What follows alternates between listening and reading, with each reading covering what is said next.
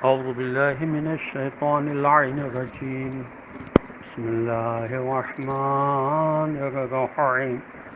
يومئذ يوفيهم الله دينهم الحق ويعلمون أن الله هو الحق المبين. اللهم صل على محمد وآل محمد وعجل فرجهم. السلام علیکم ورحمۃ اللہ وبرکاتہ. اللہ تبارک و تعالیٰ کا شکر ہے کہ سورہ مبارکہ نور جو قرآن مجید کا 24 نمبر کا سورہ ہے، اس کی آیت نمبر 25 کی تلاوت کا شرف میں نے حاصل کیا، جس کا ترجمہ یہ ہے کہ اس دن اللہ ان کا حقیقی بدلہ پورا کرے گا اور وہ جان لیں گے کہ اللہ ہی حق ہے اور حق کا ظاہر کرنے والا ہے. یوفیہم وفی سے ہے، یعنی وفا پورا کرنا، یوفیہم ان کو پورا کر دے گا. دینہم یعنی دین جزا اور بدلے کے معنوں میں ہے، جیسا کہ مالک یوم الدین میں ذکر ہو چکا. قیامت کے دن اللہ ہر ایک کو اس کا حقیقی اور واقعی بدلہ دے گا.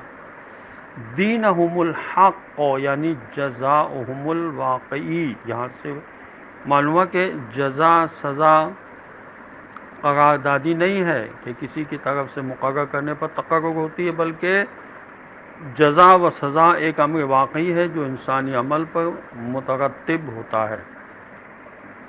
جس طرح دنیا میں بہت سی فزیکل مسائل ایسے ہیں کہ انسانی عمل پر خود بخود مترتب ہوتے ہیں. مثلا صحت کے مسائل ایسے نہیں ہیں کہ کسی کی طرف سے تجویز ہونے پر مقرر ہوئے ہوں، بلکہ انسانی عمل پر خود بخود مترتب ہوتے ہیں. وَيَعْلَمُونَ أَنَّ اللَّهَ هُوَ الْحَقُّ الْمُبِينُ جب کے دن جب انسان واقع بینی کے عالم میں داخل ہوگا تو اسے جہاں اپنے اعمال کا حقیقی بدلہ نظر آئے گا، وہاں تمام حقائق کھل کر سامنے آ جائیں گے. لَقَدْ كُنْتَ فِي غَفْلَةٍ مِّنْ هَٰذَا فَكَشَفْنَا عَنْكَ غِطَاءَكَ فَبَصَرُكَ الْيَوْمَ حَدِيدٌ.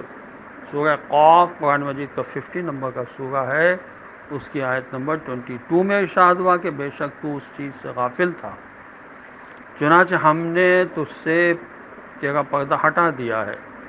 آج تیری نگاہ بہت تیز ہے. ان حقائق میں سب سے اہم معرفت الہی ہوگی جو انتہائی ظہور کی وجہ سے پوشیدہ تھی.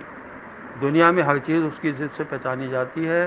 روشنی تاریکی سے، ظلم عدل سے اللہ تعالیٰ کی کوئی ضد نہیں ہے، لہذا اللہ کا ظہور سب سے زیادہ ہے. انتہائی ظہور کی وجہ سے پردہ خفا میں تھا. آخرت کے دن اللہ کی معرفت کامل ہو جائے گی. والحق المبین، بدلہ عمل پر خود مرتب ہوتا ہے. انسانی زندگی میں عقل کے مراحل موجود ہیں. اس سلسلے میں حضرت علی السلام فرماتے ہیں کہ انسان کی 18 سال کی عمر تک عقل و حماقت ایک دوسرے پر غلبہ پانے کی کوشش میں مصروف رہتی ہیں. جب انسان 18 سال کا ہو جاتا ہے تو اس پر ان دونوں میں قوی تر غالب آ جاتی ہے. حضرت امام جعفر صادق علیہ السلام کا فرمان ہے کہ انسان کی عقل 40 سے 50 یا 60 تک بڑھتی رہتی ہے، پھر اس کے بعد کم ہونا شروع ہو جاتی ہے. بچے کو 7 سال کی عمر تک آسودگی دی جائے، 7 سال کی عمر میں ادب سکھایا جائے اور اس سے کام لیا جائے.